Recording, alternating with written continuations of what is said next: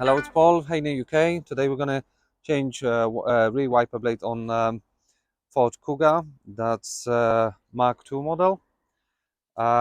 First we're going to remove rear wiper blade.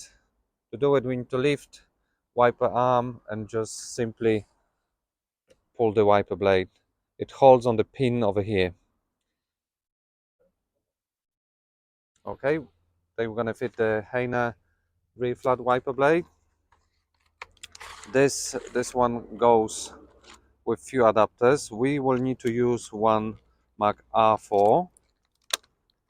So we take that and the wiper blade. You can see design of this wiper blade. This one has cover, so that's going to be visible. This one, it's slimmer and will be hidden under the wiper arm. So now I'm going to fit the R4 adapter to make a bit wider fitting point. And put that away. And now we will fit wiper blade.